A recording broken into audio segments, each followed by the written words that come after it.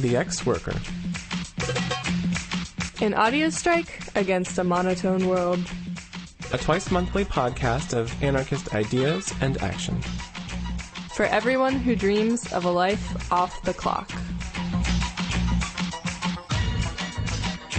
Welcome back to the 30th episode of The Ex-Worker. Today we're going to continue with our exploration of the anarchist movement in Chile. We'll hear two interviews from Chilean anarchists Victor Montoya and Tortuga, which will contextualize some of the ways in which anarchist struggles have manifested in Chile in the last few years, and how the state has responded. If you're unfamiliar with some of the recent history of Chile, the dictatorship, the role that indigenous Mapuche play in the terrain of struggle, and the combatant youth culture, you may want to listen to our last episode, 29, which goes into some of this context. That being said, the interviews are also very good on their own. You'll also hear some listener feedback about democracy, and, as always, fiery news of revolt, upcoming events, and prisoner birthdays. I'm Alanis. And I'm Clara, and we'll be your hosts. For more information about things we'll discuss today, the show's transcript, and links to all our past episodes, go to crimethink.com/podcast. And if you have any questions, comments, or concerns, you can get in touch with us by emailing podcast@crimethink.com. Let's get started.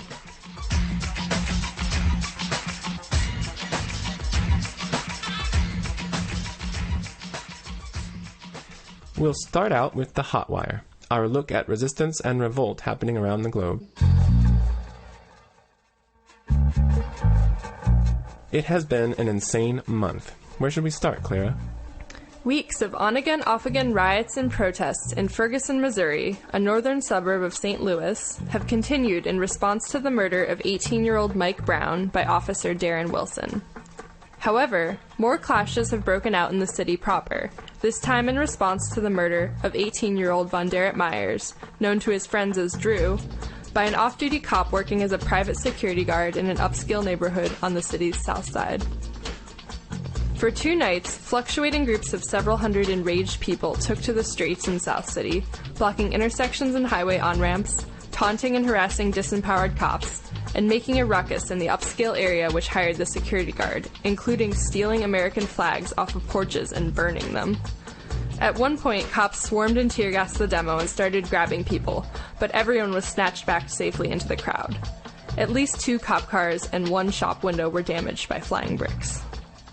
One report back from the marches concludes optimistically, "It seems like St. Louis is on its way to establishing a tradition of retaliation for police murders. Most people have a cop in their head, restraining them. Now St. Louis police have a rioter in their head, making them think twice before pulling that trigger." Incredibly inspiring. Solidarity demonstrations with Ferguson rioters took place in Atlanta, Georgia, as well as Vancouver, British Columbia, where both the U.S. and Mexican consulates were targeted and temporarily shut down. A group of students and activists occupied a police station in Beaver Creek, Ohio, to demand that Beaver Creek officer Sean Williams be charged in the murder of John Crawford III. A grand jury failed to indict Williams for the shooting on September 24th, and the students, who have been organizing around Crawford's death since August, held a statewide convergence on October 18th. Weeks of protests took place in Mexico in response to the 43 students who were disappeared in Guerrero in early October. On October 8, tens of thousands of protesters marched in solidarity actions in 80 cities across Mexico and the rest of Latin America, Europe, and North America. On October 15th, tens of thousands more people took to the streets, and the majority of public and private universities in Mexico City went on strike. Normalista students also held protests in front of the government palace in Guerrero, which ended in the students entering the building and burning it down. Their only demand was that the missing students be returned alive. On October 2nd, 4 anarchist comrades began a hunger strike in Mexico prisons. Mario Gonzalez, Carlos Lopez, Fernando Barcenas, and Abraham Cortes, imprisoned at different facilities, have decided to act in coordination and solidarity with one another, and without demands or requests on their jailers. They concluded their hunger strike on October 17th with promises of more information forthcoming. In southern Quebec, a railroad telecom was burned and 3 residential development panels vandalized in response to an eviction of native resistors in Gatineau and in solidarity with the 5E3, 3 anarchist comrades who have been detained since January with charges of property destruction in Mexico, one of whom, Carlos Lopez, is one of the aforementioned hunger strikers. And in Mexico City, an explosive expression of solidarity was undertaken at a Nissan dealership in solidarity with the hunger-striking comrades, as well as the 5E3. Greek anarchist Antonis Stamboulos undertook a hunger and thirst strike, demanding his transfer to the Kordialos prison, which is close to Athens and where many anarchist prisoners are incarcerated, rather than a remote facility. Stamboulos, who was arrested October 1st and is accused of terrorism and of being the leader of the Revolutionary Struggle Urban Guerrilla Group, undertook hunger and thirst strike for 5 days before deciding that his abstention from water and food had become life-threatening, and that he would like to, quote, wait for those moments when the conditions will allow a stronger and more effective coordination between those inside and outside the prison walls. He remains in pretrial incarceration in Larissa prison. Since his arrest, comrades in Greece have undertaken gestures of solidarity with Antonis. Banners have been hung and leaflets distributed in a number of neighborhoods of Athens, as well as in the cities of Thessaloniki, Patras, Kavala, Veria, and Arta. Demonstrations took place at the Larissa prison, as well as at the Kordialos prison. Diplomatic vehicles were set ablaze in Nea Philadelphia and Halandri, suburbs of Athens. Anarchists also symbolically occupied the headquarters of the Journalists' Union of Athens. Queer anarchist prisoner Michael Kimball is requesting support after being thrown in segregation for a physical altercation with another prisoner. He's requesting radical zines and literature and says, quote, the thing about segregation is that it's designed to cause pain and hurt, but it can also be turned into a school and a place to build resistance. Everyone wants something to read to occupy the mind and not be bored, so it's a great opportunity to pass literature around knowing it's going to be read. In general population, prisoners are caught up in their own thing, whether it's sports, drugs, gangbanging, TV, etc., and have little or no time or inclination to read anything that challenges the norm. You can find more information about Michael, his writings, and how to support him at anarchylive.noblogs.org. And anti-imperialist militant prisoner Tom Manning is up for parole in November and is requesting letters of recommendation from supporters. Tom was a member of the United Freedom Front, which, between 1975 and 1984, carried out at least 20 bombings and 9 bank robberies in the northeastern United States, targeting corporate buildings, courthouses, and military facilities. Tom was sentenced to 58 years in prison for the murder of a New Jersey police officer in 1981, to which he pled self-defense. For more information on how to write the parole board on his behalf, follow the link on our website. Sundiata Acholi, a black militant also imprisoned for the death of a different New Jersey police officer, has been approved by the parole board, but as far as we know, has not been released yet. Alanis, I love hearing about people getting out of prison. Me too. However, the struggles of prisoners don't end after they're released. Readjusting to the outside world is a huge deal and can be full of obstacles.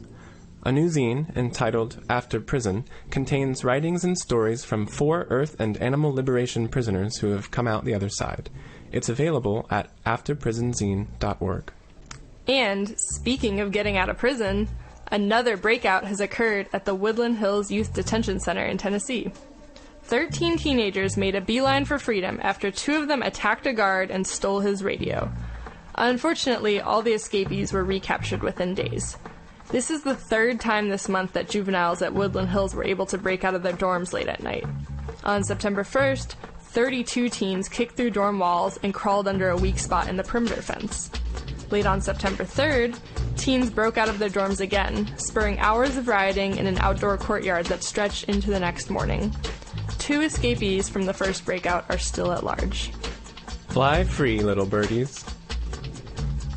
In Switzerland, a car of the German federal police was set ablaze at a train station in solidarity with struggling refugees in Berlin, as well as in response to the Mos Maiorum, an EU-wide sweep for illegal immigrants that took place in October.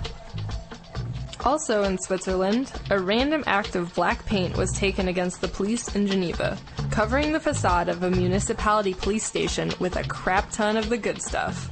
There's sweet pictures of it on our website. You should definitely check it out.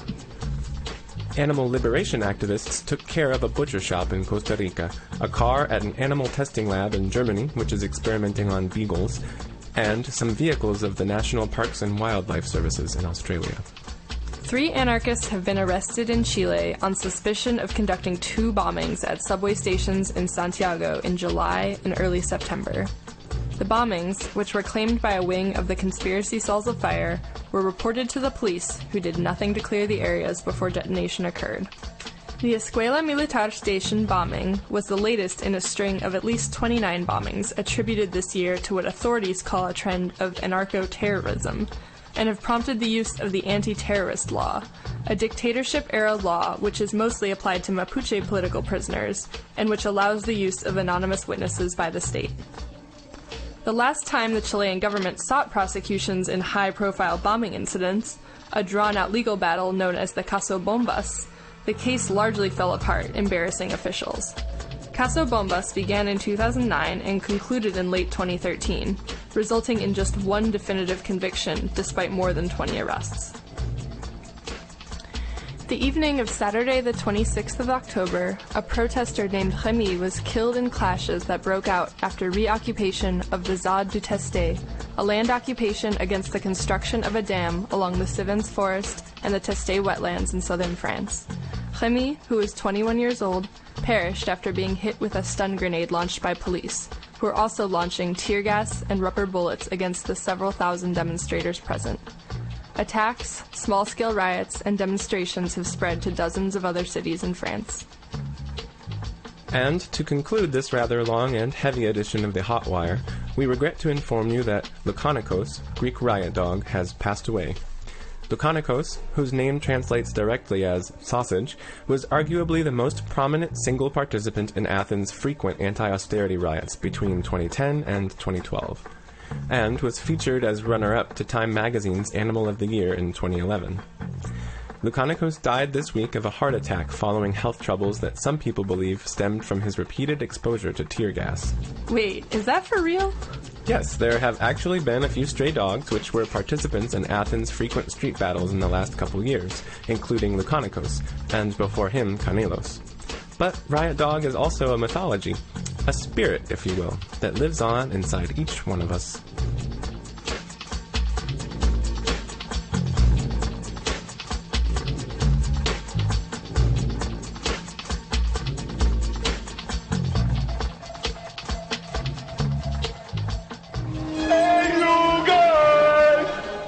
Well, let's see if we've got any listener feedback. Alanis, what's in the mailbox? Aha! We've got a very thoughtful question from listener Josh about democracy and anarchism that came up in response to our second episode on anarcha-feminism. Ooh, goody. Here's what Josh had to say.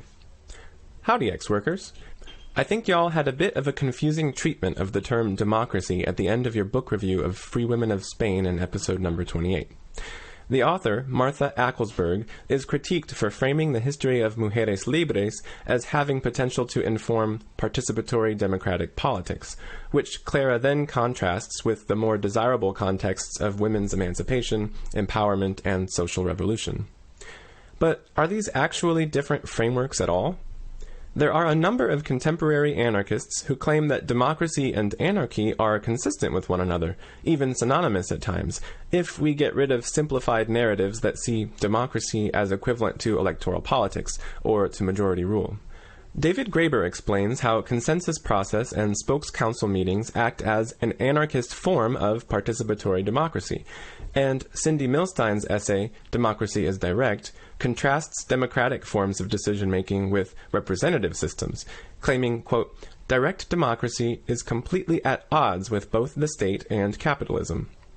The idea is that any truly democratic system, that is to say, a system which ensures that everyone can truly participate in decision-making and have their input valued and incorporated, would not result in massive disparities of economic and political power.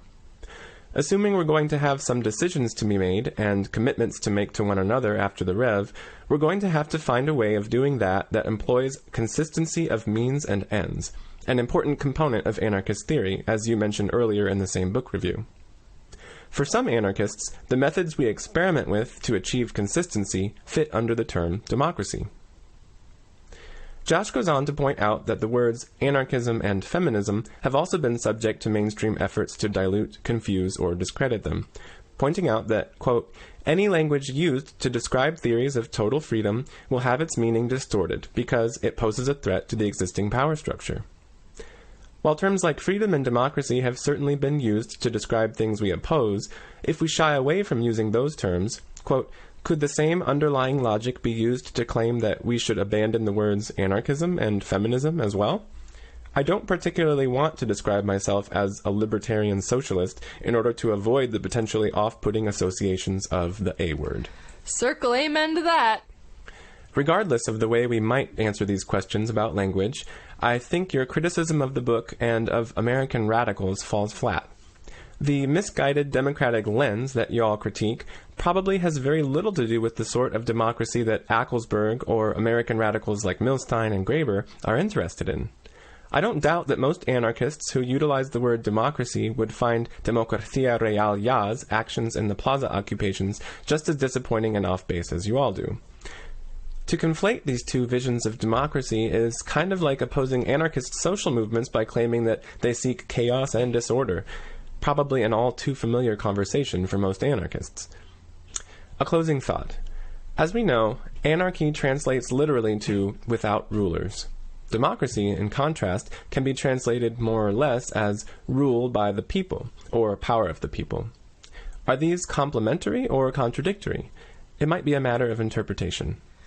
Whew! First off, thanks, Josh, for such a thoughtful and nuanced response. There's a lot in here, and we're not going to be able to treat the issues you've raised in the depth they deserve right now. In fact, we plan to do a full episode in the near future addressing these questions around the relationship between democracy and anarchy. But we wanted to go ahead and offer some reflections on your question now.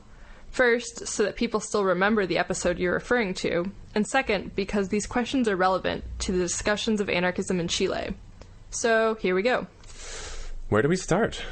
Okay, first off, in response to your specific critique about our review of Free Women of Spain, we contrasted women's emancipation, empowerment, and social revolution against democracy, not because those goals are more desirable per se, but because those were the goals of Mujeres Libres as they stated them.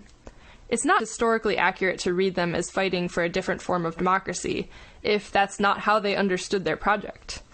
And while contemporary historians or activists can draw on the legacy to inform whatever project they want, it seemed like an illusion to slide from their stated goals into using the language of participatory democracy, which, regardless of how one answers all the important questions you brought up, was at a minimum not the language Mujeres Libres used to describe their own politics in 1930s Spain, so far as I can tell from reading the book. And furthermore, automatically assuming that democracy, participatory, direct, etc., is synonymous with the goals of any social anarchist project seems to us like a trend worth naming, and at least discussing critically. More on that later. That said, to your broader questions about the language of democracy. Thinking through all the things it brought up, I think we can parse out three groups of questions. About politics, about language, and about strategy. First, is democracy actually the same thing as anarchism? Is direct or participatory democracy another term for what we're fighting for? Second, is the language of democracy useful and relevant, or is it too corrupted by its vagueness and associations with the state? And third, is it most strategic in terms of finding allies and articulating our desires in ways others can understand, to attempt to define our project in terms of real or direct or some other variant of democracy, given its near universal appeal as a discourse? Okay, that's a lot. Yep. I'll give a thumbnail sketch of what I think, but we'll try to really go into some depth in a future episode. It should be clear, even just from the question, that there is considerable disagreement among anarchists on these questions, so bear in mind that these are our perspectives, but by no means the final anarchist answer on democracy.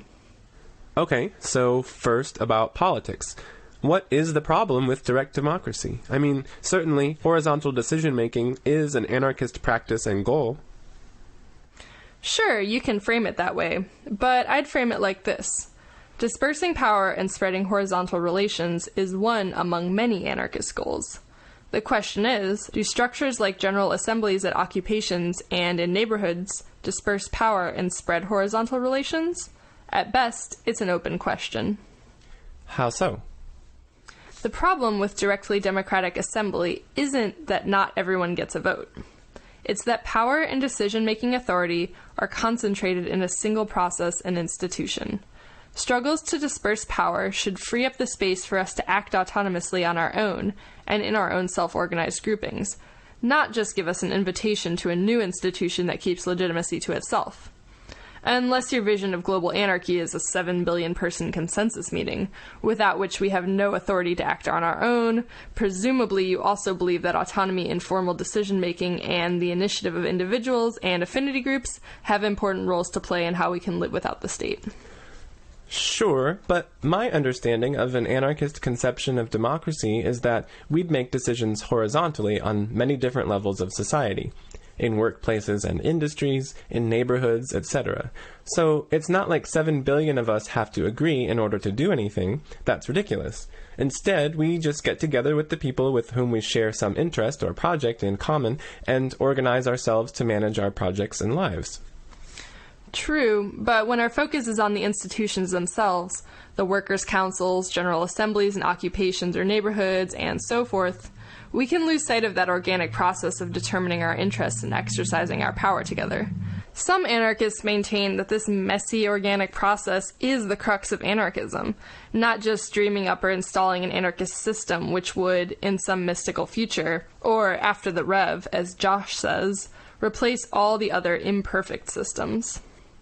Anyways, what connects all notions of democracy, from parliaments of politicians to Graeber-style spokes councils, is that decision-making power is concentrated in a specific format, one bottleneck that all of us have to go through to access our power. One anarchist critique of this would be that when legitimacy is centralized in a particular process or body, however participatory, this always leads to a concentration of power. In contrast, anarchists seek to disperse power horizontally beyond any centralized points of legitimacy. The point is that we should challenge any institutions that concentrate power and legitimacy outside of ourselves, including directly democratic ones. So does that mean that anarchists are against general assemblies and consensus process and such? Didn't anarchists popularize some of these kinds of directly democratic decision-making? The point isn't to criticize this or that specific decision-making process. We should use whatever formats work towards our goals, and should discard those formats when they cease to achieve those goals. For example, in some settings, consensus allows us to notice and challenge group power dynamics while getting things done. Definitely it should be a tool in the toolbox. But in other settings, most notably in the recent US, in many Occupy assemblies, consensus served to limit the possibilities of what groups could do together, caged in by a consensus reality that restricted action to what fit into the broadest vision acceptable to all participants. So, one of the weirdest ironies of the Occupy movement is that while some anarchists became quite prominent in the public eye at first for sharing our toolbox of consensus skills for assemblies, the very same skills ended up being used to limit the possibilities of how we could participate, and in some cases to directly exclude us. Likewise, the assemblies or plenums that arose during revolts in places like Bosnia or Slovenia began as important spaces for rebels to find each other.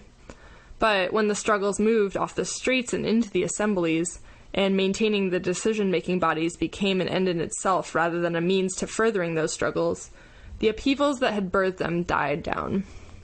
Seeing the important thing about these movements in terms of the formal institutions that emerged from them, rather than the broad sense of mobilization and autonomy to act that made them possible, misreads their actual radical potential, and, based on evidence, fails to push them towards more radical outcomes.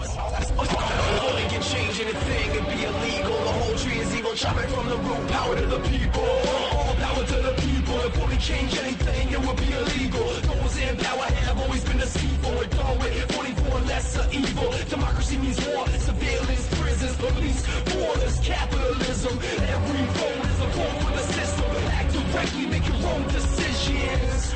All power to the people. If voting change anything, it would be illegal. Okay, so what about language? Is it just squabbling over semantics to insist that we're not into democracy as anarchists?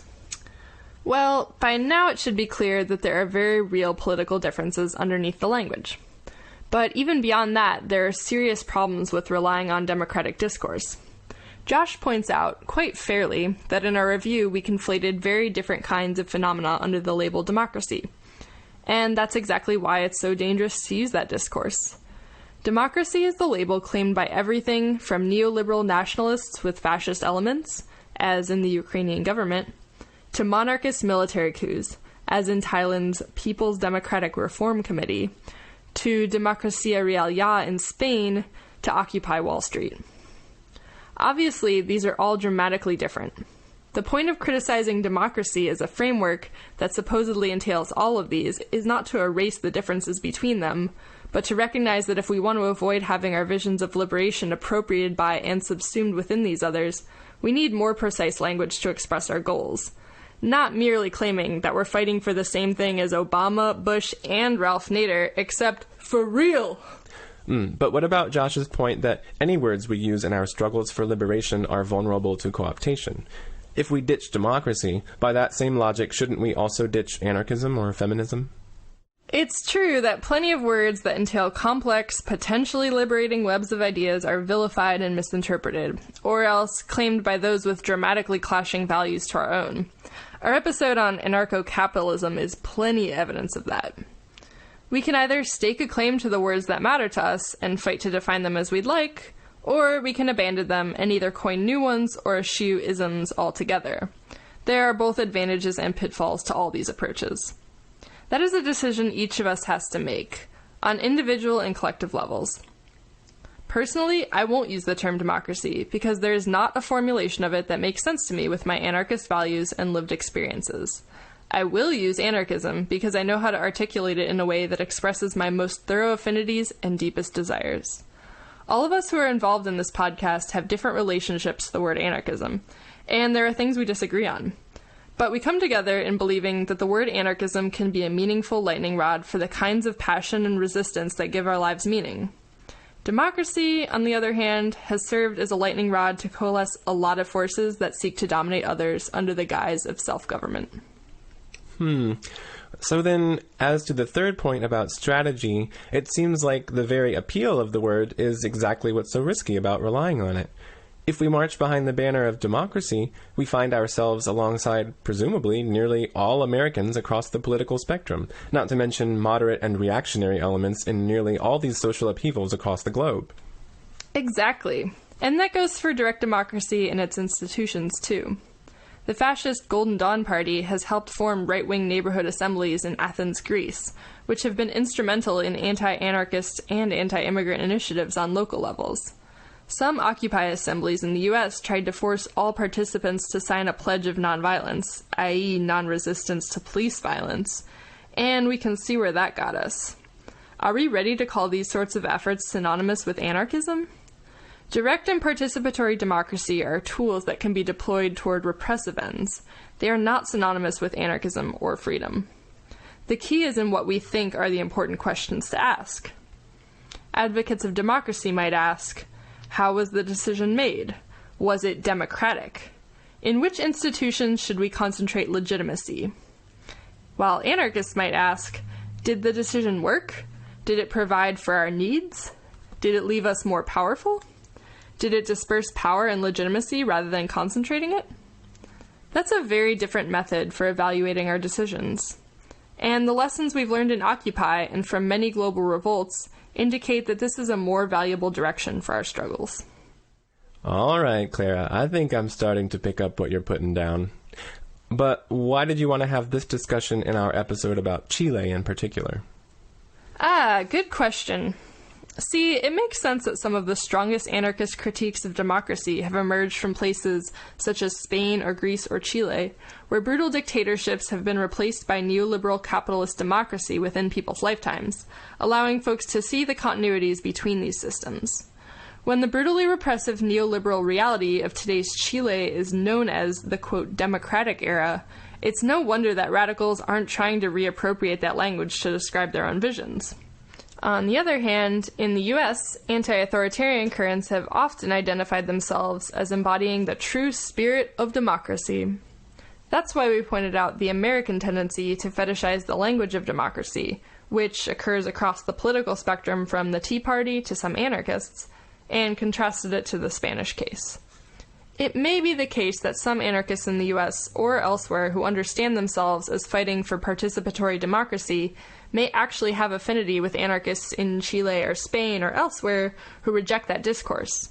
But regardless of how we feel personally about it, if we want to really understand these anarchist struggles on their own terms, we need to be able to put that language aside and understand how our different contexts shape our relationship to the concept of democracy. Capitalism is a global phenomenon, and we too are part of a global struggle against it. Okay. Thanks again, Josh, for sparking this conversation. We'll definitely continue it in future episodes.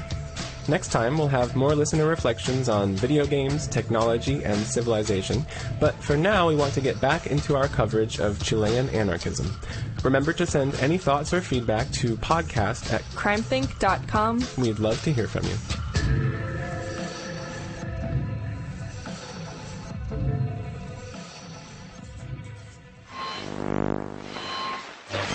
You're listening to the X Worker. An audio strike against a monotone boring world.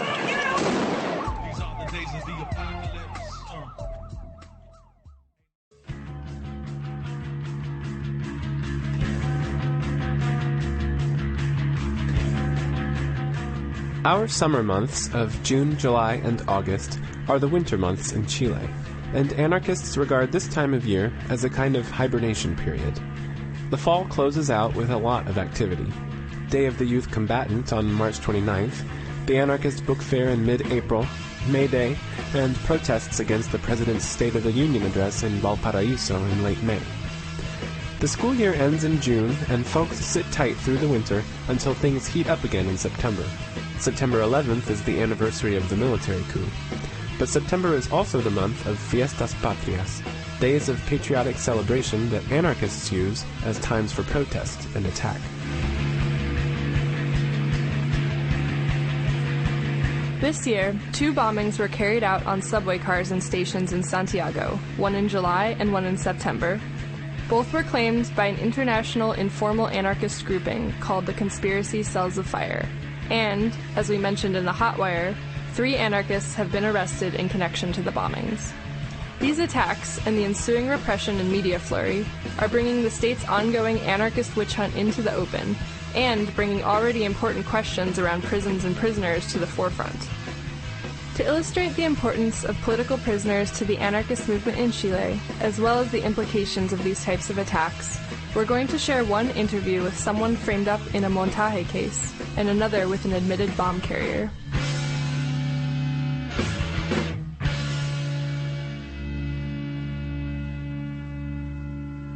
First, we'll speak with Victor Montoya, an anti-authoritarian from Santiago who was arrested in February 2013 and accused on the flimsiest of evidence of planting a bomb next to a police barracks. In June of this year, he was acquitted on all charges and released after 16 months in prison. Shortly afterwards, an ex-worker caught up with him and recorded some of his reflections on his case, the function of montaje cases and the discourse of terrorism to the Chilean state, mainstream media, social and political prisoners, and Mapuche resistance. Let's hear what he has to say. Mi nombre es Victor Montoya. Yo estuve 16 meses privado de libertad. My name is Victor Montoya, and for 16 months I was deprived of freedom in preventative custody, as it's called by the Chilean state.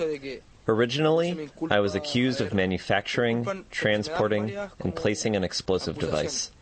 In a second case, months later, while I was still locked up for the first accusations, I was accused of just transporting the device and being part of an illicit terrorist organization which had placed the device. Then, a third time, I was accused of simply transporting the device, and they presented 2 supposed co-conspirators with whom I supposedly had carried out this direct action, as you might call it. The explosive device was placed in a police station in the Vizcachas area, near La Florida, a neighborhood in the metropolitan region of Santiago, Chile. Este artefacto explosivo fue colocado en una comisaría o en una estación de policía en la localidad de Las Vizcachas, que es cercano a la Florida. Esto es aquí en Santiago, la región metropolitana, Chile. So these 16 months of preventative prison were based, more than anything, on a kind of prejudice and suspicion created by the prosecution, or by the public ministry that dedicates itself to hunting down anyone who could become supposed terrorists or supposed enemies of the state. A lo que vendría siendo los supuestos terroristas o supuestos enemigos del Estado. In fact, whatever evidence or proof they had against me is totally stupid because it looks just like what happened previously with Caso Bombas, the bombs case a few years ago. These were kids who lived in a squat and were also accused of placing an explosive device, very similar to my case. And in their case, the only pieces of evidence or proof were basically posters of Axl Rose. My case wasn't that different, but there was something kind of opposite. For instance, they found a scarf that said vegan straight edge, some black winter hats, and in regards to informational material, I had some documentaries, like one about the ETA, the Basque political organization in Spain, and they also found a manual of the Animal Liberation Front, where they talk a little bit about direct action and animal liberation. Un manual que era del ALF, que sería el Animal Liberation Front, donde se hablaba un poco como de acciones directas o liberación animal. Básicamente esto era como lo que ellos tenían como evidencia en mi contra. Basically, this is what they had as evidence against me, and they tried to use the fact that I never denied being by the street where the explosion happened as proof against me, and that the brand of car near the explosion was the same as my dad's car that I was driving. This was supposedly something strange. And all of this was sufficient evidence for them to lock me up for 16 months, while they brought in experts in gunpowder and DNA to analyze all the details. One expert examined the car that I was in. They carried out 2 searches throughout my house and didn't find any gunpowder.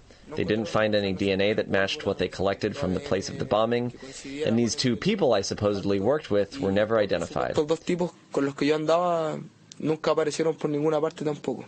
Entonces, como un poco lo que da a entender esto es que acá en Chile particularmente. So this gives you a little understanding of how in Chile in particular, the state bases its accusations on prejudice and wants to profile a person in a certain way.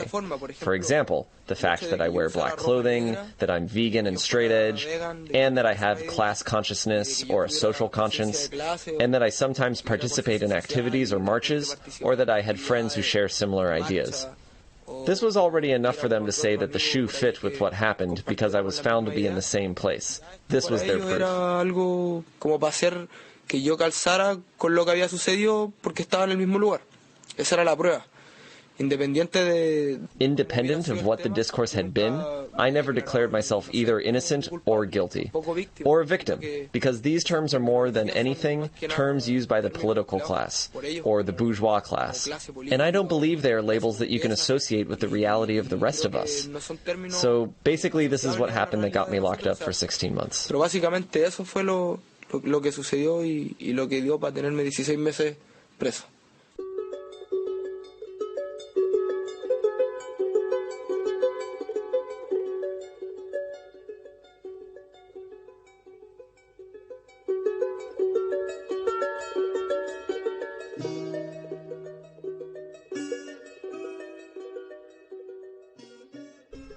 Victor went on to discuss the support he received from different groups inside and outside of Chile.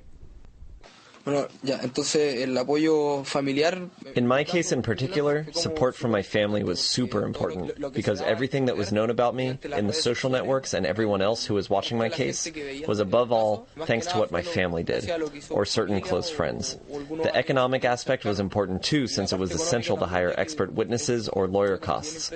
Things of this nature. Como el tema de pagar peritajes particulares o de repente algunas costas de los abogados y cosas por el estilo. Y respecto a lo que es como la comunidad más punk o hardcore de acá de Santiago. With respect to the punk or hardcore community here in Santiago, they also were great because, economically speaking, a big part of my legal costs were covered by money raised at benefit shows that friends put on, that friends' bands played at. For example, En Mi Defensa, Asamblea Internacional de Fuego, amongst other bands that set themselves to organize shows and everything else that helped support the cause. There were also other friends who were tattoo artists who would organize benefit tattoo events, stuff like that. El beneficio aportarlo a la causa. También otros amigos que eran tatuadores, que organizaron como eventos de tatuaje y todo el estilo. Por otra parte, como ya mirando un poco fuera de las fronteras de acá de Chile, recibí mucho apoyo en, no sé, Brasil, Argentina, Uruguay. On the other hand, I received a lot of support from outside of Chile, from Brazil, Argentina, Uruguay, from certain affinity groups, vegan folks or straight-edge folks that found it unjust that someone was in prison without evidence, independent of what there was. So they would send me their greetings or letters or books or other things like that. Specifically, in Germany and Spain, there are two, I don't recall their names, two Puerto Ricans, and one lives in Germany and the other in Spain. And the one in Spain, for example, would always ask questions, constantly, speaking with my mom to find out how I was, if I needed anything, etc. On the other hand, the kid in Germany organized 2 shows there in Berlin, which also drew the participation of the animal rights and anarchist scenes. But he just did it because I'm vegan and straight edge, and for him, this was enough to get involved and help me. And he sent over some money that was raised. Igual era como medio anarquista y todo eso, pero el simple hecho de que yo fuera vegano o straight edge, para él ya era motivo suficiente como para hacerse partícipe y ayudarme con eso y mandar un aporte o lo que fuera. ¿Cuándo te absolvieron? Yo vi la entrevista que realizaste con CNN. When you were found not guilty, I saw the interview that you did with CNN, and for me it was really interesting and strange, because in the United States this would never happen. The mainstream media would never be interested in interviewing a political prisoner, or an anarchist, or an animal rights prisoner. Is this something common here? Did you have to decide whether you wanted to do it or not? Para ti, si querías realizarla.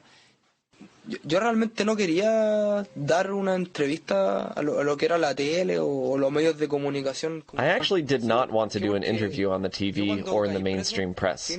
Why? Because when I was first arrested, the TV channels had already said a lot about my case without any proof or anything. Like national television, Channel 13, which is really Catholic, very right-wing and fascist, so to say, said lots of things that were never based in reality. They just said them. They're the media, and the people see it and believe it.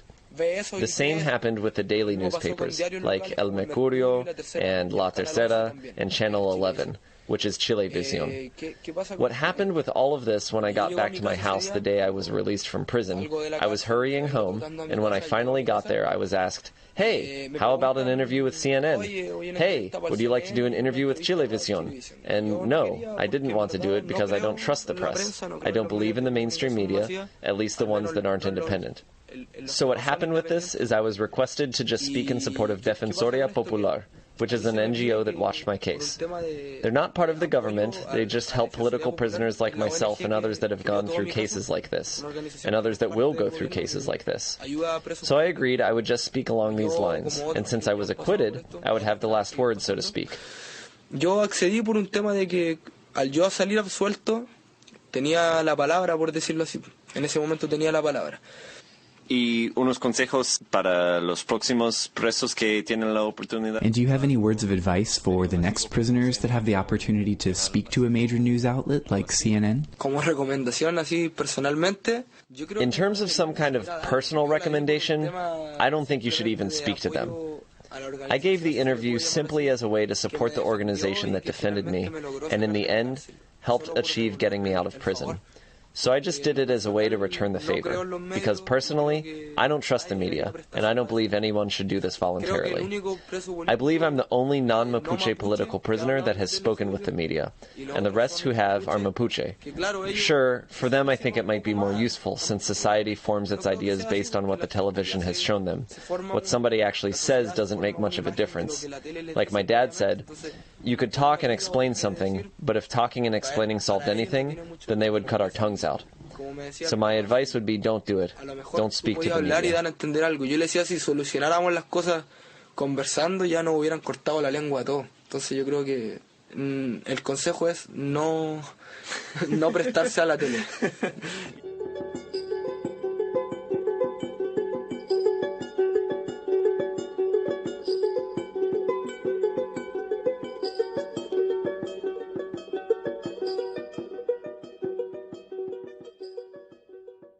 Yo noté en tu discurso, no sé. I noticed in what you were saying an erasure of the difference between political prisoners and Los políticos y los presos Comunes. comunes. Common prisoners. Algo así. yes, or social prisoners, something like that. Is this a position you came to from spending time in prison? Do you think that this is an important position for the political prisoner support movements? Yo creo que sí, porque, a ver, yo creo que esa otra gran diferencia, por ejemplo, Many of the political prisoners with cases like mine always end up in the high security prison, a facility in the middle of Santiago. If I'm not mistaken, I'm the only political prisoner that was in the prison at Puente Alto, which is a very common prison here for people who get called flaite, ghetto, where, shit man, there are all kinds of types. Thieves, drug traffickers, rapists, murderers, guys who hit their girlfriends. There's even people who wreck their car drunk and get imprisoned for that. There's all kinds. It's a very common prison, and I didn't end up moving to the high security prison or some other facility for political prisoners because I didn't want to. I arrived at Puente Alto, and after 2 weeks I was received very well by the prisoners because of the cause I carried. y a mí se me recibió muy bien como preso, como por la causa por la que iba. Entonces fui bien recibido y yo me di cuenta de muchas cosas. So, I was well received, and I realized a lot of things. I mean, it's not like it wasn't prison. You obviously see some ugly things on the inside, but you also see things that say a lot about people. For example, I got to know some really beautiful people in prison, people that were truly good people. I mean, I don't think somebody who goes out and robs in order to feed their kid is a bad person. It might be looked down upon socially or ethically, depending on your morality, but for me, this is a person that probably didn't have the same resources, the same opportunities to study something or get a job, and saw in crime a way to feed their family. Therefore, I believe that the political prisoners and the common prisoners, if there's a trait that they share, it's that they're both imprisoned by the state. Es que ambos están presos por el Estado. O sea, a mí me puede demandar una persona o me puede demandar el Estado. For me, it doesn't matter whether it's an arbitrary person telling me what to do or if it's the state. The conditions that they have you in are similar. So beyond being inhumane, the prisons are, I don't know how to say it. I don't believe anyone has the right to lock up another. That this is something really reactionary, really inhumane. I never felt like a political prisoner or some kind of important prisoner or anything in that style that lots of people have tried to label me as, or treated me. Saying things like, oh, you're not just some kind of common criminal, you should be with other prisoners of your kind, and all that. In my case, out in broader society, I believe I was seen as just another prisoner. Just the shit of society that all prisoners are. Any old lady on the street who recognized me from the news about my case isn't going to think I'm innocent. She's going to think I'm some bastard who was imprisoned because I must have done something, and that the courts aren't working well enough and that's why I'm free. And I don't see it that way. I believe they're prisoners because somebody is making money by imprisoning them. No dejan de ser presos y de ser personas. Bueno, muchísimas gracias, Victor. Muchas gracias por conversar con nosotros. Por la entrevista. Thanks a lot for the interview. Greetings to all your listeners, and shit man, more than anything, a big greeting to all the political prisoners. Above all, the Mapuche prisoners, because they are the least paid attention to in this country. And greetings to everyone in the social struggle. Bueno, a todo luchador social, creo yo.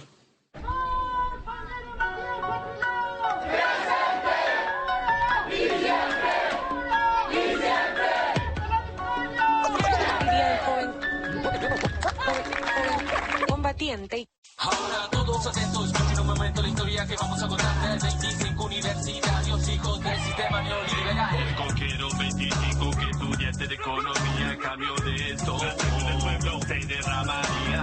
El profe de la universidad nos preparaba para un plan completo fascista del libre mercado llamado Victor Friedman. El milagro de Chile era su proyecto.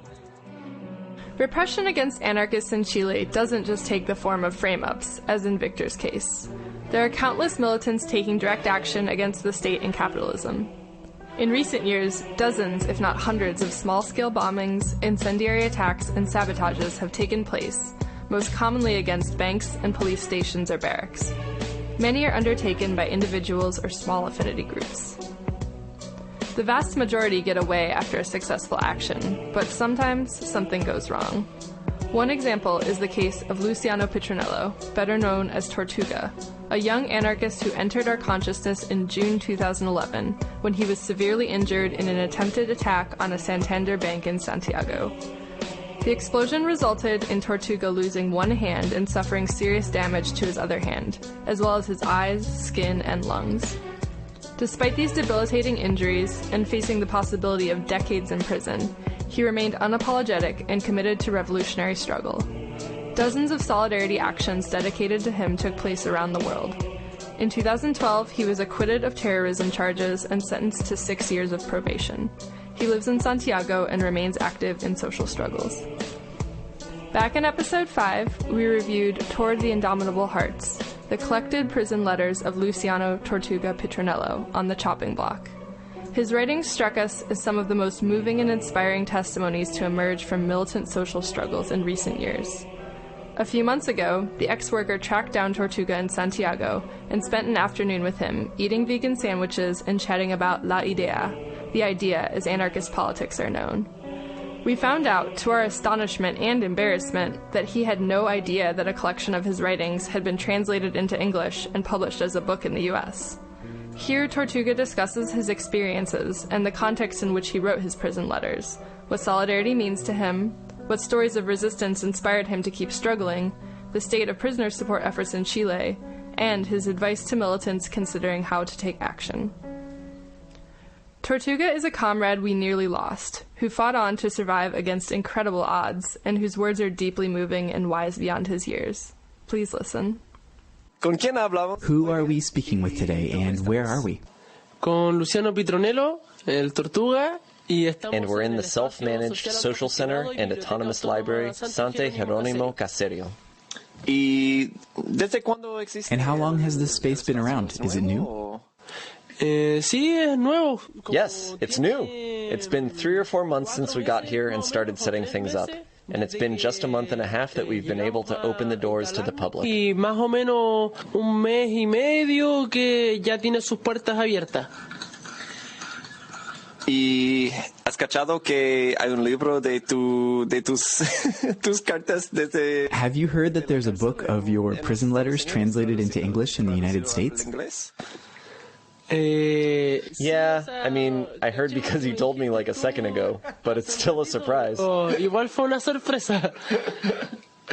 Por los que no han leído el libro, ¿puedes regalarnos un resumen? For those who haven't read the book, can you give us a brief summary of your case, and if you have an idea of what the book covers, what's in the book and in your letters? Bueno, a mí me estalló una bomba de bajo poder en las manos al frente de una sucursal bancaria del Santander. Well, I transported a low-power bomb by hand to a branch of the Santander Bank in the early morning of June 1st, 2011, around 2:30 in the morning, more or less. Due to the premature detonation of the device, I was injured in my hands, my eyes, and my skin, because a certain percent ended up burnt. Afterward, I spent about 3 months in a hospital, and then 2 more months in intensive care. But at that point, I was no longer imprisoned. I had been moved to my mother's house. From there, I was charged under the anti-terrorist law, and I ended up imprisoned in the hospital ward of Concesionada Prison, Santiago 1, because of the multiple injuries my body had sustained. Termino preso en la cárcel Concesionada Santiago 1, en la sección del hospital, debido a las múltiples heridas que poseía mi cuerpo. Desde ese régimen, que era bastante dificultoso, From this regimen, which was a pretty difficult place to be since it wasn't designed for somebody to be there permanently, but rather was a ward designed to receive prisoners or new arrestees as a kind of clinic, like for after somebody gets into a fight with another prisoner or after getting beat by the guards, after getting stabbed, or for people with illnesses that are easily treatable. So living there was pretty, well, it wasn't very normal. So it was there that I had to get used to the idea of living in that situation. Vivir ahí era como un escenario como bastante poco usual. Y bueno, ahí me tuve que como hacer la idea de que tenía que vivir ahí, entonces ya pasando los primeros meses del encierro. The first few months of my incarceration passed, and after the visit of a loving comrade, I got ready to write my first letter. And at the root of this was that my friend advised me that the silence surrounding my situation was not a good sign for the rest of our comrades. Basically, from there I wrote the first letter, about 7 months after the failed attack, which is entitled Letter to the Indomitable Hearts, which was published on the 5th of January 2012, if I recall correctly. Carta a los corazones indómitos. Luego que eso fue publicado el 5 de enero del 2012, si no lo recuerdo. Luego vendría una segunda carta. After this would come a second letter, which would be a gesture of support and solidarity with Freddy Fuentevilla, Marcelo Villarroel, and Juan Aliste Vega, who at that time were in the middle of an international week of agitation and support for their case. And we should remember that just recently these three were convicted in the Caso Security case, and the death of the police corporal Luis Moyano, and the injuries of another police officer. But before they spent many years in prison, and ever since I came to realize that prison is a kind of passage for any combatant or comrade who takes the idea seriously, they've been in my everyday thoughts. Y desde que yo tengo conciencia de que la cárcel es un pasadizo en el fondo a cualquier combatiente o cualquier compañero que se toma en serio las ideas, ellos están presentes en mi cotidianidad. Entonces mi forma de hacerme presente como tratando de solidarizar con ellos. So the way that I made myself present in trying to express solidarity with them through the impossibility of being locked up in prison, and above all in the hospital ward, especially in the condition I was in, I told myself I would do something to show solidarity, which basically consisted of refusing to eat for 20 hours a day and consuming 2 small meals. One of my letters resulted from this time, which I suppose is in the book, but in reality I haven't seen the book, so I don't know if all the letters actually do appear. I hope they do. En realidad el libro yo nunca lo leí, entonces no sé si salen todas las cartas, pero espero que sí. Bueno, eso es en febrero del 2012. This was the February of 2012. Afterward, there was a week of agitation and solidarity with me, which started on the 20th of March, which I believe is the day that my trial began, or the preparations for trial. I don't quite remember anymore. What I do remember is that the day I entered the prison was the 22nd of November 2011. Fue un 22 de noviembre. Transcurren los meses y saco un tercer escrito, un tercer comunicado. So the months went by, and I wrote a third letter, a third communique, which as I understand it is the most valuable in terms of wanting to pass on a little of the experience of being in prison. That in reality wasn't much time, and might not be the experience that all comrades have in prison. So in this third effort, I wrote a communique at 1 year on from the failed bombing that affected me, which is entitled, The Abyss Does Not Stop Us. Y que se titula El abismo no nos detiene. Y ahí hago básicamente 3 reflexiones. In there, I basically offer 3 reflections. The first is about prison. The second is about what it means morally, socially, even emotionally to be charged as a terrorist or an enemy of the state, which is what happened to me. And the third is more specifically about my case and deals with the subject of mutilation, to have one's body reduced physically. This is the theme. I try to cover each of these 3 themes from 2 perspectives. The first being a general manner, how to understand the problem in general terms, and the second being from my own subjectivity, how I see things, how I felt in certain moments, how I confronted things basically. Y el segundo desde mi óptica subjetiva, desde como yo lo veo, como yo lo sentí y como yo lo enfrenté básicamente. Ahí en esa carta me sumaba a la propuesta de los compañeros en Grecia del Frente Revolucionario Internacional y de la Federación Anarquista Informal. In this third letter, I also respond to the proposal from comrades in Greece of the International Revolutionary Front and the Informal Anarchist Federation. I conclude that at the root of my survival was the solidarity that the comrades showed me. Because in every one of these processes, being locked up in prison, being charged as a terrorist or enemy of the state, and becoming disabled, in every one of these processes, I was gripped by this weapon that we have as anarchists, which is solidarity. En esos procesos me agarro de esta arma que tenemos los anarquistas, que es efectivamente la solidaridad.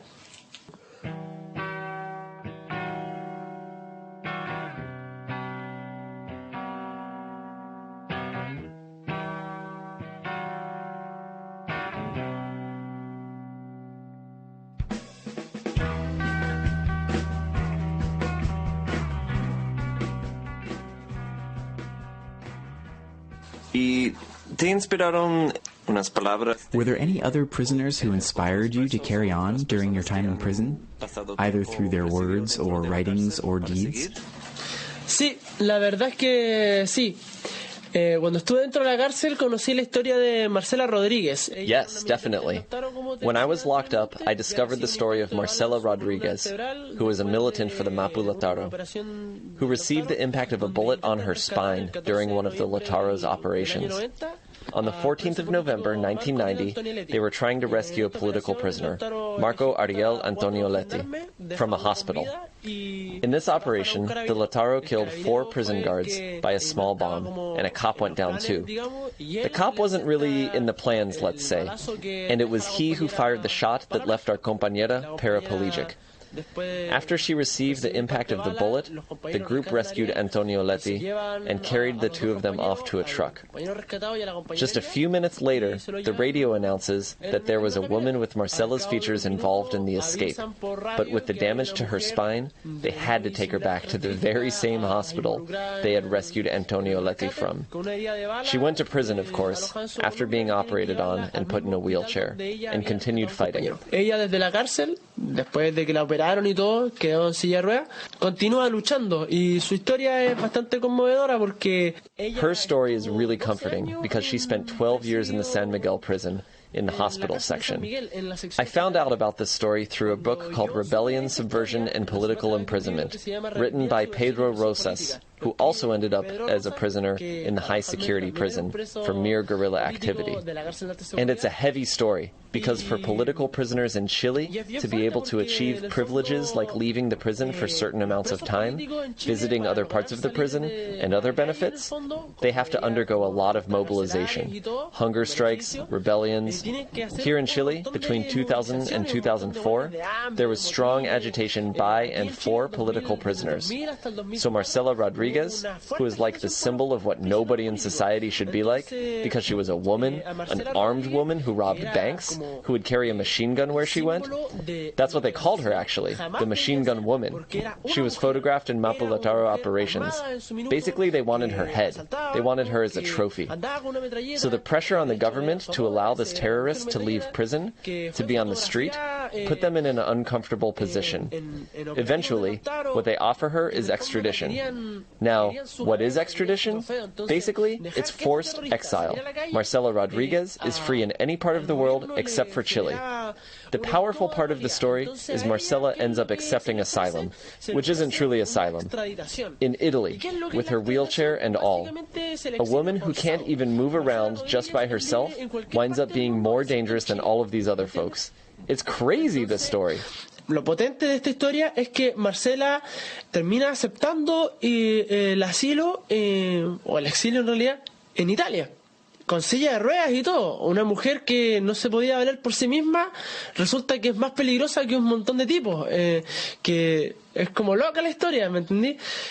Y cuando ella sale de la cárcel... And when she leaves prison, the reporters go crazy, because she was always this press magnet. They try to record her in the airport, and the last image of her in Chile is of Marcela in her wheelchair, crossing the border and immigration guards to board the plane, raising her fist and shouting, "The struggle continues." Gritando, la lucha continúa. Cuando yo supe esa historia, dije, yo no me puedo rendir, po. O sea, si ella pudo, yo no puedo claudicar aquí. When I found out this story, I said, I can't give up, man. If she could do it like that, I can't give up here. That's also how the story of Savos Skiros is, from the 17th of November organization in Greece. In 2002, he was injured by a failed bomb and ended up in circumstances similar to my own. But lamentably, he is going to spend many years in prison because he is part of a terrorist organization. Well, in reality, it's not terrorist, but revolutionary, and they've been operating for 29 years. So the luck that Savos Skiros had, the luck of Marcela Rodriguez, is truly cruel, because at the heart of it, they both have disability and prison as their destiny. Yet even with this heavy baggage, they are capable of continuing to struggle. Con esa mochila tan pesada, son capaces de seguir luchando. Entonces, yo me miro a mí mismo, veo que todavía puedo seguir, y digo, no, pues yo no puedo claudicar. So I look at myself and I see that I can still go on, and so I can't give up, man. So for me, these compañeros, they're a compass. They're my north. They've shown the way because they've raised the bar to where I have to meet it. It might be a strange way to look at it, but that's really how I see it. Like that. Pero yo lo veo así, ¿verdad? Y eso.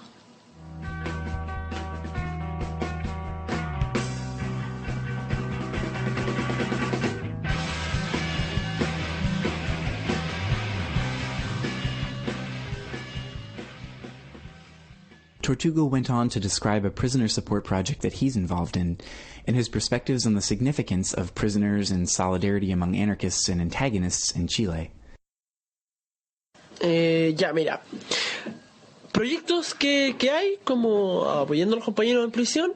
In terms of projects of support for comrades in prison, there's the project I was telling you about, the Solidarity Raffle, which is organized by a group of folks, and what we do is give away prizes in the form of a raffle in order to collect some funds, even though it may not be a ton for our comrades in prison.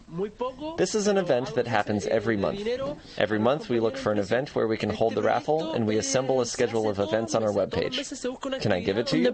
Hacer el sorteo y se tiene un talonario, hay una página web, ¿te la doy? Sí, por favor. Es rifasolidaria.wordpress.com. It's rifasolidaria.wordpress.com.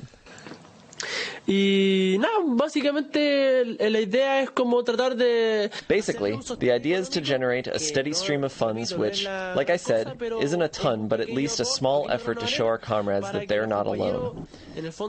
I've also seen on the internet some communiques from an anti-prison collective, Vuelo de Justicia, Flight of Justice, named after an incredible prison break in 1996. Look it up! And as I understand it, although I don't know a ton, this collective has been pretty active looking after lots of the comrades in prison. There's also a website for a periodical that gets printed, which is called Publicación Refractario, antagonistic publication. It's well known and also has a pretty internationalist character. It's good. They're always publishing updates about the comrades in prison, developments in their case, legal work that the comrades have to face, and material for supporting a comrade if they should get imprisoned. A veces se tienen que enfrentar y material para poder apoyarse cuando a uno le toque vivir un escenario como ese.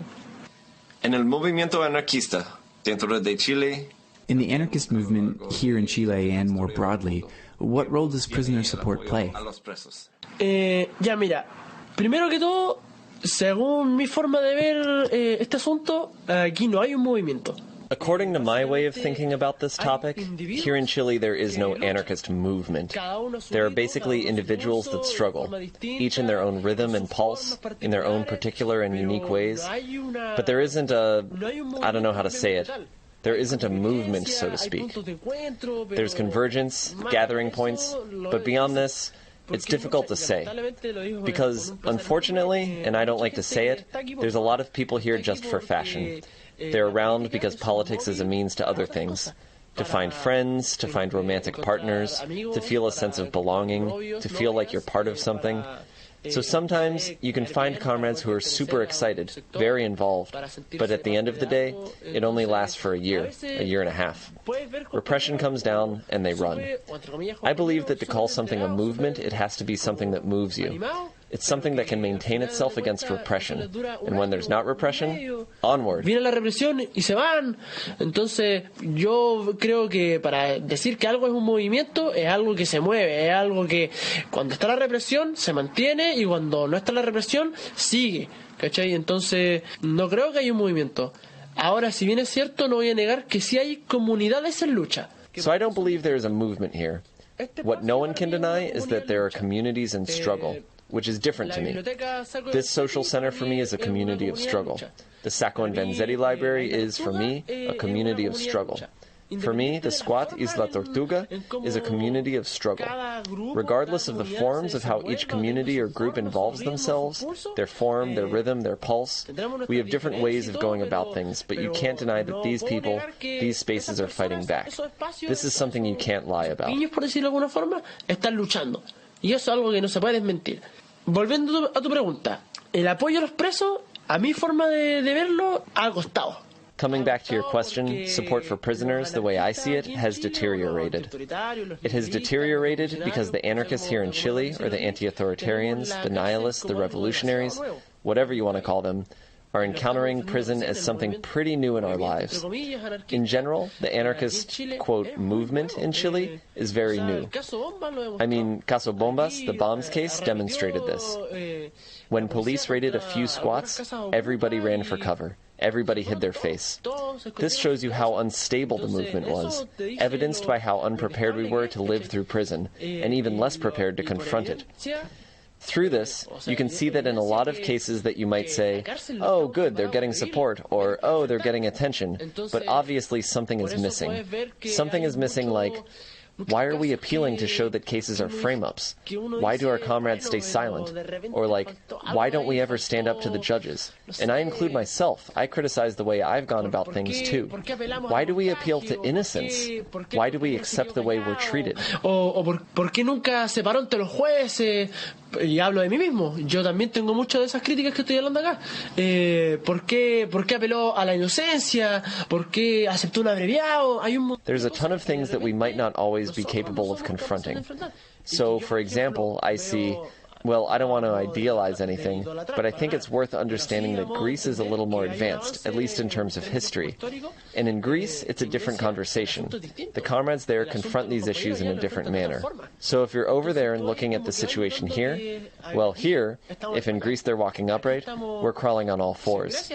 Of course, throughout the world, there are other places where there aren't even comrades, where there isn't anything going on. But it's important to keep in mind how recent all of this is here, to understand how much further we have to go. Because I'm not satisfied with crawling. I want to gallop. I want to run. I want to fly. And for this, you have to work. Yo no me conformo con gatear. Yo quiero trotar, yo quiero correr, quiero volar. Entonces, en ese sentido hay que trabajar para eso.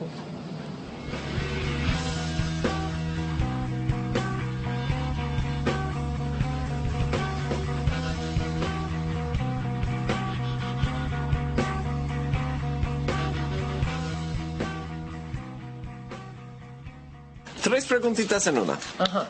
Después de tu tiempo en presidio, ¿cómo ha cambiado tu orientación? Three questions in one. After your time in prison, how has your orientation to anarchist strategy changed? And I don't mean which acts or tactics are most important, but I'm speaking about the anarchist project in general. How has your orientation changed, and what tasks do you think are most important? Okay, that's one. Secondly, what would you say to someone considering risking their freedom to do something, like taking direct action? And what would you say to someone who would never consider that, who just wants to live a life of safety and comfort, but who is still an anarchist? Bueno, quizás te voy a decepcionar un poco, pero yo no he evolucionado mucho en mi pensamiento, como que... Well, this reply may disappoint you a little, but my outlook hasn't actually drastically changed. I still hold the same beliefs that I did on the 1st of June in 2011, you know? For me, there isn't some big difference between a comrade who carries a bomb in their backpack or one who carries a book. For me, both tools, when aimed directly at the bowels of power, can achieve the same task. It's all the same for me if a comrade carries a submachine gun or carries a microphone. To me, what is central is where the attack is directed towards. The tool that you utilize is a question of comfort and familiarity. It's a question of whether you feel satisfied with what you're doing, to feel pleasure basically, to feel good, and that what you're doing is the right thing. If you feel like the thing to do is publish a newspaper, great, then I'm happy for you. If what you think is needed nowadays is to attack capital in some direct manner, all right then, let's do it. But for me, what upsets me is knowing that something needs to be done and not doing it. In there, I see a contradiction in my way of understanding the struggle. Correcto es sacar un periódico, bacán, me alegro por ti, te lo voy a aplaudir. Si lo que tú sientes que es lo correcto hoy en día, atacar al capital en forma directa, hácelo, ¿cachai? Pero a mí lo que me choca un poco es como no saber que hay que hacer algo y no hacerlo. Ahí como que hay una contradicción en mi forma de entender la lucha. Entonces, como que creo So my way of responding to your question wouldn't be to say that we'll have a better revolution by having more of one thing, or that one thing is better than another. I don't know. The library, doing workshops, direct attacks, expropriations, to me these all have the same worth. There isn't one that's more valuable than another.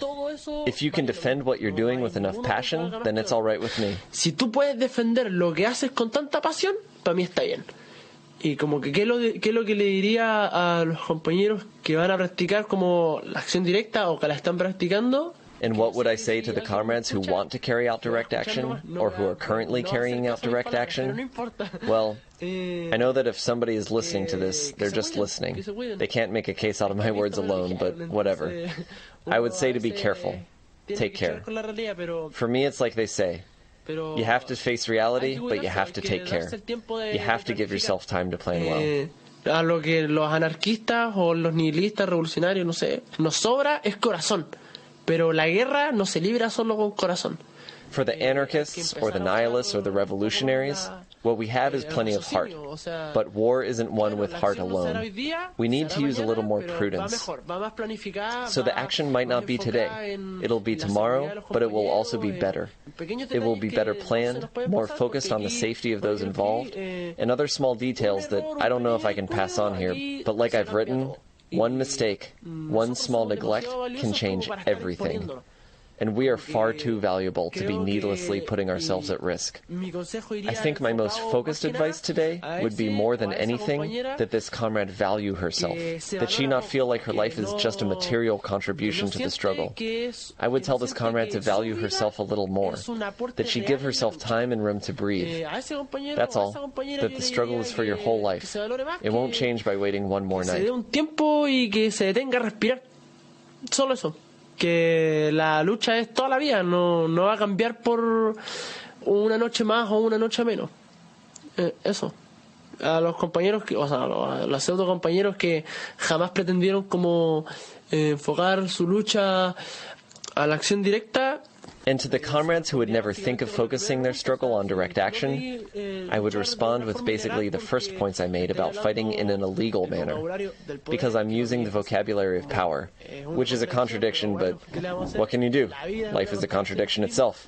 Okay, it doesn't matter if somebody doesn't want to confront power with a gun or a bomb. Getting involved in a newspaper or something, that's fine.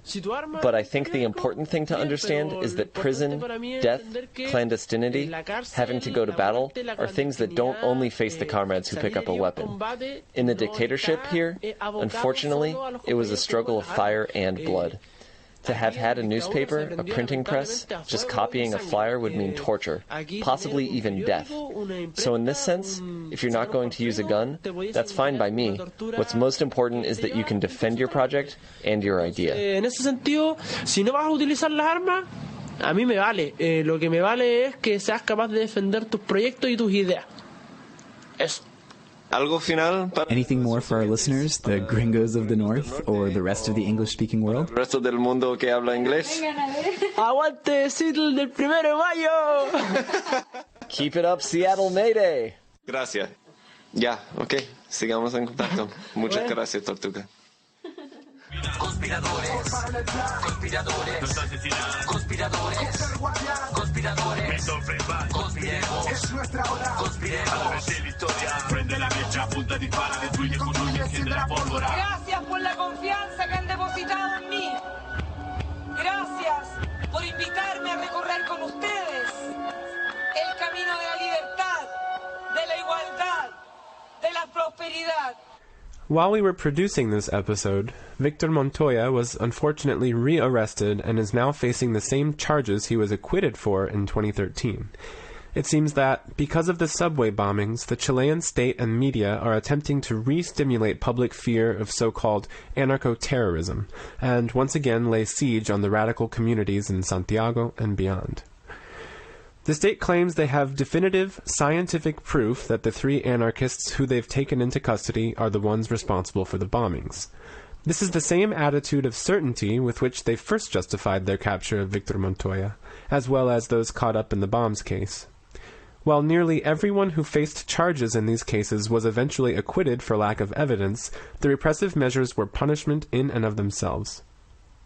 Chile's history of militant struggle, and the ever-present shadow of the dictatorship, may have something to do with the trend of bombings in Chile. By the authorities' count, 29 so far this year, though not all of them have been definitively linked to anarchists. In our last episode, we covered some of the reasons why popular, indigenous, and anarchist movements in Chile today are so particularly militant. A lot of it has to do with various splits and betrayals that took place during the transition from dictatorship to democracy. But aspects of the insurrectionary anarchist struggle taking place in Chile appear to be part of a very contemporary, very global trend. The subway bombings were claimed by a group known as the Conspiracy Cells of Fire, or CCF, an informally organized international constellation of armed anarchist groups which began in Greece in 2008. Similar in structure to the Earth and Animal Liberation Fronts, other cells using the moniker CCF have carried out destructive attacks in countries all over Europe, Southeast Asia, and Latin America. Certain types of claimed destructive actions, including bombings and arsons, haven't made a very large slice of the pie that is anarchist activity in the United States. One reason might be the heavy repression of eco-anarchists and animal rights activists in the early 2000s who are connected with destructive actions.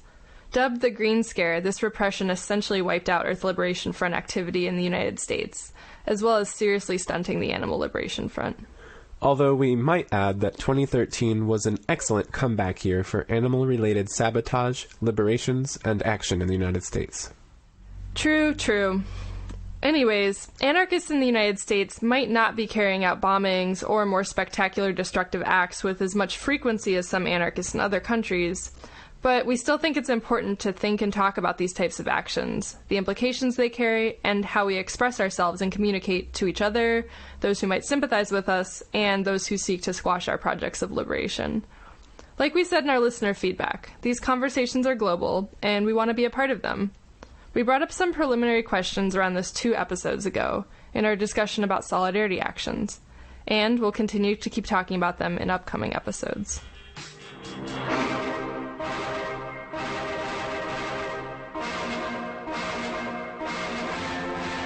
And finally, on the chopping block for this episode, we'll review an incredible film that documents the histories and struggles we've discussed over these 2 episodes on anarchism in Chile.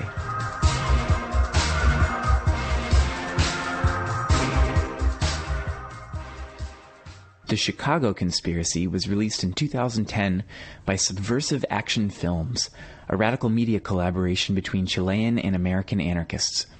The film's title refers to the so-called Chicago Boys, a group of neoliberal economists trained under Milton Friedman at the University of Chicago. Refer to episode 18 about anarcho-capitalism and libertarianism for a sense of the ideology they promoted. When General Augusto Pinochet's coup displaced the socialist-leaning Allende government in 1973, the dictator imported these young Americans to refashion Chile's economy. The vast disparities of wealth in today's Chile originated in the machinations of these Chicago boys, who worked with Pinochet to set up an economic regime so favorable to wealthy Chileans and American companies that only the muscle of a military dictatorship could have enforced it on the rest of the population. We see evidence of these ongoing dynamics today in the film's footage of American corporate logos smeared all over the landscape of urban Santiago, alongside the deforested hills and polluted rivers of Mapuche lands exploited for the profit of overseas investors. Friedman himself appears on the screen at moments, pontificating with twisted logic about the importance of the free market. When his self-satisfied grin cuts to the scenes of police attacking high school students who attempted to resist the privatization of the school system, the juxtaposition hammers home the essential link between neoliberal capitalism and state repression.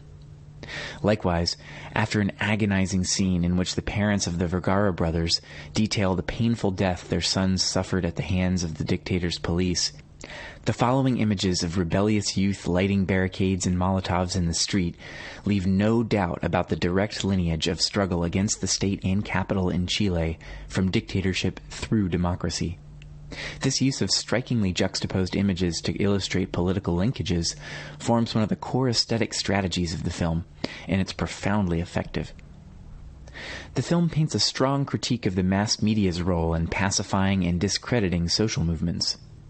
Using this style of juxtaposition, clips from corporate news stations weave in and out of images and explanations that expose their lies and mystifications. That's not to say that the Chicago conspiracy is the real story of Chile. As the filmmakers directly state on screen, objectivity is impossible. Rather, the film is a partisan account of anti-capitalist and anti-state rebellions from the perspective of those in revolt. The filmmakers are participants in the social struggles they document, and as such, they have access to an inside perspective on resistance to capitalism in the state today. The parents of murdered militants describe the deaths of their children at the hands of the state.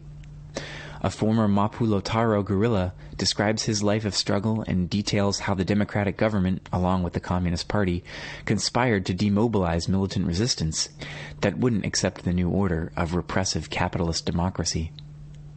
Residents of the Poblacion La Victoria explain the history of the neighborhood's residents self-organizing to provide for their basic needs and defending their occupied land against the police. Radical hip-hop groups perform, while small children dance in t-shirts emblazoned with the faces of the Vergara brothers. Underground Mapuche militants explain the urgency of indigenous struggles, while students take you behind the barricades on a tour of their occupied university. This is revolutionary struggle as narrated by its protagonists. The almost unthinkable tragedies of the state's war on the people of Chile over the last decades are transformed before our eyes into music, dance, art, storytelling, organizing, and of course, conflict in the streets. Although it portrays anarchists and reflects an underlying anarchist perspective, the film does not focus on an exposition of anarchist ideas, relying instead on the portraits of various struggles to show rather than tell. Still, the sympathies of the filmmakers are no secret. During a clash at a university, one camera shot lingers on a banner reading, "Revolt is reproducible and contagious. Multiply attacks against the state and capital," an abridged mission statement for insurrectionary anarchism. The broader left in Chile scarcely merits mention, except for its role as a pacifying force that sold out radical factions of the struggle against the dictatorship with the advent of democracy. And amidst the many interviews and lively footage of marches and performances, the film maintains a persistent visual focus on the clash between the people and the police. Of course, the film doesn't cover every dimension of anarchist resistance and social struggle in Chile. Notably absent are the squatted social centers, which play a pivotal role especially in Santiago's culture of resistance. The police raids that closed down nearly all of them during the bombs case of 2010 marked a pivotal moment in the recent history of Chilean anarchism. But the Chicago conspiracy covers an astonishing range of territory for a 90-minute film, leaving the viewer with a broadly informed perspective on the recent history of social antagonism in Chile, portrayed in a cleverly edited, high-impact visual style. Although the footage that makes up much of the Chicago conspiracy was mostly filmed between 2006 and 2009, its themes remain crucially relevant to social struggles today in Chile. Luisa Toledo, who sits at her dining room table softly speaking of her murdered sons in the film, gave a speech urging militants to continue the struggle on the Day of the Youth Combatant once again this year. The student movement of 2006 and 2007, so vividly documented in the film, proved a watershed moment for social struggles in Chile, with an entire generation of anarchists emerging from it. Another wave of student rebellions erupted in 2011. And today, new generations of militant youth turn to this film to learn about the resistance of students before them. Most radical distros in Santiago offer pirated copies of the Chicago conspiracy at universities, countercultural street fairs, and beyond. The fact that the film circulates so widely among radicals in Chile to this day testifies to its continued relevance. To get the most out of watching, we'd recommend reading the article in Rolling Thunder number 8, or listening to episode 29 of this podcast, which draws on it.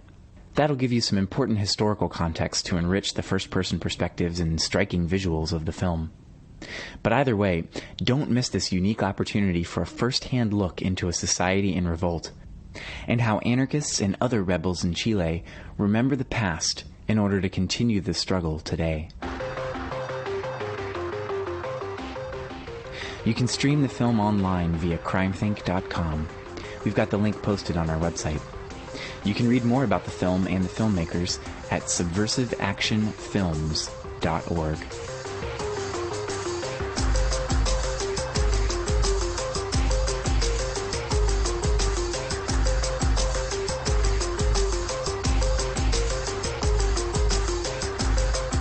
And now it's time for next week's news. What's coming up, Clara? It's book fair season. Never been to an anarchist book fair? They're great opportunities to hear speakers and panels about anarchist ideas and current struggles, attend workshops and skill shares, meet other radical folks in your area, and peruse the wares of various publishing projects. As we're producing this episode, the first annual Tallinn Anarchist Book Fair is taking place in Estonia, and the New Orleans Book Fair is happening in Louisiana. Coming up, the 5th annual Carrboro Anarchist Book Fair will take place on Saturday, November 22nd in North Carolina. And the same weekend, the Boston Anarchist Book Fair will take place at the University of Boston in Massachusetts. On the non-book fair end of things, a March Against Capitalism will take place in Seattle, Portland, Denver, and other cities on November 11th. Find a link to the Facebook page on our website. And we're pleased to announce that the crowdfunding campaign for CrimethInk's new introductory publication, To Change Everything, exceeded its $15,000 goal in a mere 4.5 days. This means not only have we met our printing goals for the American English version, but also several stretch goals, which will subsidize sending the publication into prisons, as well as facilitating its translation and printing in 14 other languages. The hard copy should hit the streets in the coming months, but you can check out crimethink.com for more details in the meantime. And a huge thanks to everyone who supported the project financially. We literally couldn't have done it without you. And we've had a couple prisoner birthdays that we didn't mention last episode, and a few more in the upcoming weeks. On October 18th, Jalil Muntakim, a former Black Panther serving time for a shootout with cops in San Francisco, as well as the death of 2 New York police officers. On October 31st, Edward Goodman Africa, one of the Move 9, and on November 1st, Ed Poindexter, a Black organizer from Omaha, Nebraska, who has been in since 1970, accused of killing a cop. Take a few minutes out of your day to send a note or birthday card. We've got their addresses on our website in the notes for today's show, along with a transcript and all of our past episodes. That address again is crimethink.com/podcast.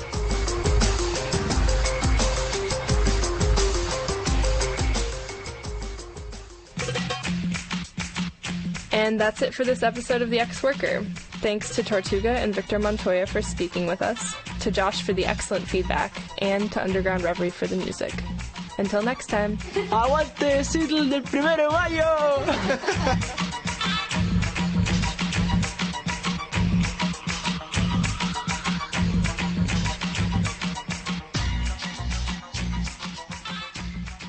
Is that good enough? I think so.